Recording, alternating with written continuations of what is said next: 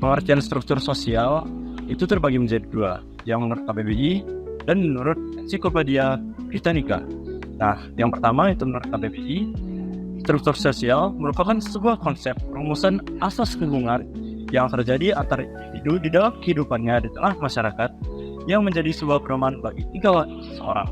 Sedangkan menurut Ensiklopedia Britannica, pengertian struktur sosial dalam sudut pandang sosiologi didefinisikan sebagai suatu pengaturan institusi yang unik dan juga stabil, di mana setiap individu di dalamnya saling berinteraksi satu sama lain dan hidup bersama membentuk lingkungan masyarakat.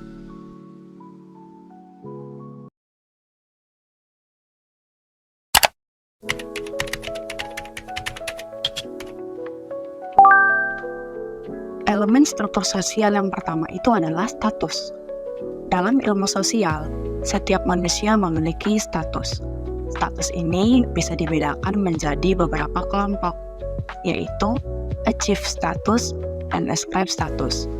Yang pertama adalah achieve status, adalah kedudukan yang dicapai oleh seseorang dengan usaha-usaha yang dilakukannya secara sengaja. Status ini berkaitan erat dengan prestasi, pendidikan, pekerjaan, dan kekayaan yang diperoleh. Contoh dari status ini adalah seorang dokter, pengusaha, bos perusahaan, gelar akademik seperti sarjana dan magister, kenaikan pangkat, kenaikan jabatan, dan lain-lain. Yang kedua adalah ascribe status, merupakan kedudukan yang diperoleh oleh seseorang sejak lahir tanpa perlu melakukan usaha.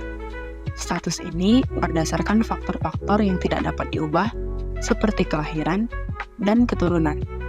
Contohnya adalah gelar kebangsawanan, suku, ras, golongan, kasta, dan jenis kelamin.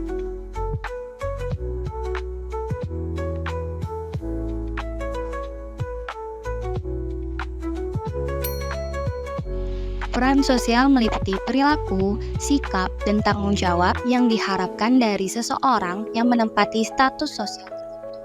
Hal ini juga bisa menjadi tidak berfungsi jika membatasi interaksi dan hubungan antar manusia. Ada 3 jenis peran sosial. Yang pertama, konflik peran. Konflik peran terjadi ketika ekspektasi yang tidak sesuai muncul dari 2 atau lebih posisi sosial yang dipegang oleh orang yang sama. Contohnya, orang tua yang bekerja. Yang kedua, role strain. Role strain adalah kesulitan yang muncul ketika posisi sosial yang sama memaksakan tuntutan dan harapan yang bertentangan. Contohnya, orang tua baru yang kurang tidur dan mengalami stres saat menghadapi tantangan memiliki bayi. Dan yang terakhir, role exit. Menurut ahli sosiolog Helen Rosebush-Ebel, role exit adalah proses pelepasan peran yang penting bagi identitas diri seseorang guna membentuk peran dan identitas baru.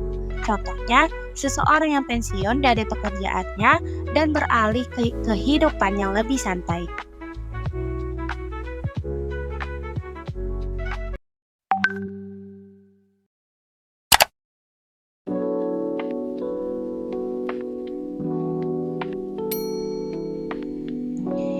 Kelompok dalam elemen struktur sosial. Sosiolog telah membuat sejumlah perbedaan yang berguna antara jenis kelompok, yaitu yang pertama adalah kelompok primer, yaitu sekelompok kecil individu yang memiliki hubungan yang dekat dan personal, serta interaksi yang intens dan bersifat jangka panjang. Contohnya, keluarga, teman dekat atau akrab, dan pasangan suami istri. Kedua, kelompok sekunder. Kelompok individu yang interaksinya lebih bersifat formal, impersonal, dan biasanya berlangsung dalam jangka waktu tertentu atau tujuan tertentu. Dalam lingkungan masyarakat bisa dilihat dengan adanya organisasi di sekolah, kabinet, kepresidenan, dan masih banyak lagi. Yang ketiga, kelompok dalam, yaitu kelompok sosial di mana individu merasa memiliki identitas, solidaritas, dan keterikatan. Contohnya dengan adanya komunitas game, kemudian komunitas mahasiswa perantau yang berasal dari daerah yang sama, dan masih banyak lagi. Kelompok luar. Kelompok luar dalam struktur sosial merujuk pada individu atau kelompok yang tidak termasuk dalam suatu komunitas atau kelompok tertentu. Mereka seringkali teridentifikasi berdasarkan perbedaan dalam hal budaya, nilai, norma, atau status sosial. Dalam konteks ini, kelompok luar bisa memiliki beberapa ciri, seperti yang pertama, identitas yang berbeda. Nah, mereka mungkin memiliki latar belakang yang berbeda, baik dari segi etnis, agama, atau nilai-nilai budaya. Kedua, ada marginalisasi. Anggota kelompok luar seringkali mengalami marginalisasi atau diskriminasi yang dapat menghambat akses mereka terhadap sumber daya, kekuasaan, dan peluang. Ketiga, interaksi dengan kelompok dalam. Hubungan antara kelompok luar dan kelompok dalam dapat bervariasi, mulai dari konflik hingga kolaborasi. Maka ketegangan bisa muncul akibat perbedaan yang ada. Terakhir, ada peran dalam perubahan sosial. Kelompok luar kadang-kadang berperan sebagai agen perubahan, mendorong reformasi sosial dan meningkatkan kesadaran dan ketidakadilan. Selanjutnya ada kelompok referensi. Kelompok referensi dalam struktur sosial merujuk pada kelompok yang dijadikan acuan atau standar oleh individu dalam membentuk sikap, nilai, dan perilaku mereka.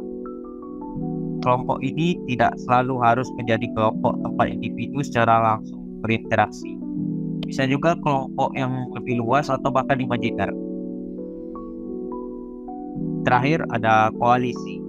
Koalisi adalah aliansi sementara atau permanen yang dibentuk untuk mencapai tujuan bersama. Sering terjadi dalam konteks politik atau sosial untuk menyatukan kekuatan dalam mencapai tujuan tertentu. Kelompok-kelompok ini mempengaruhi cara kita berpikir, bertindak, dan berinteraksi dalam masyarakat. Mereka juga berperan dalam proses sosialisasi, di mana kita belajar dan menginternalisasi norma-norma serta nilai-nilai yang berlaku dalam masyarakat.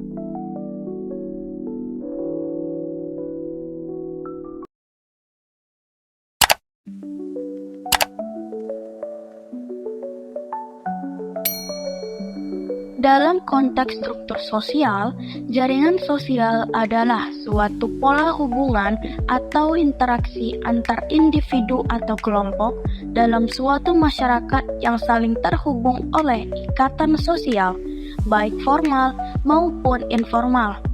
Dengan kata lain, jaringan sosial dalam struktur sosial berfungsi sebagai kerangka atau pola interaksi yang memungkinkan terbentuknya hubungan sosial yang terstruktur, baik secara langsung maupun tidak langsung di antara para anggotanya.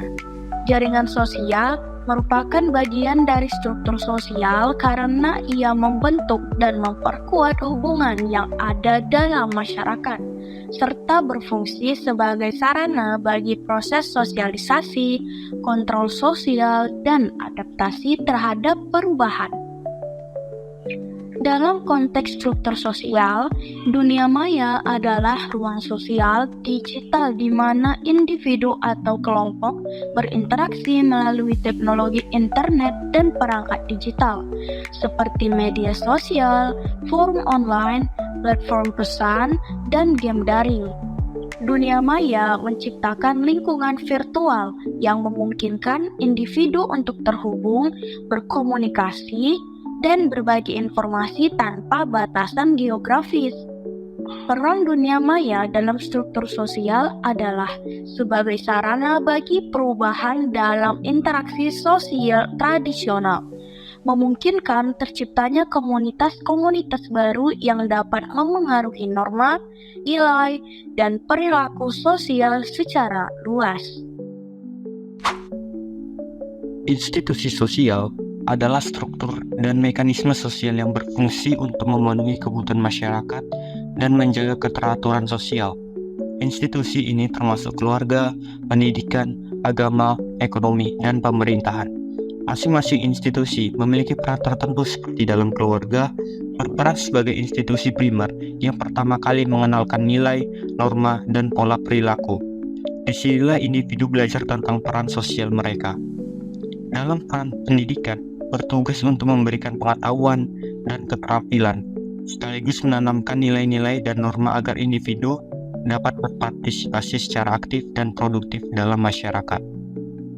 Dalam agama, berfungsi dalam membentuk nilai spiritual dan moral yang menjadi pedoman dalam kehidupan sehari-hari, serta menguatkan solidaritas sosial. Dalam ekonomi, bertanggung jawab mengatur produksi, distribusi, dan konsumsi barang, serta jasa untuk memenuhi kebutuhan material masyarakat. Dalam pemerintahan, memastikan adanya keteraturan melalui hukum dan regulasi sekaligus menjaga keamanan serta kesejahteraan masyarakat. Masing-masing institusi tersebut saling terkait dan bekerja sama untuk menjaga harmoni dalam kehidupan sosial.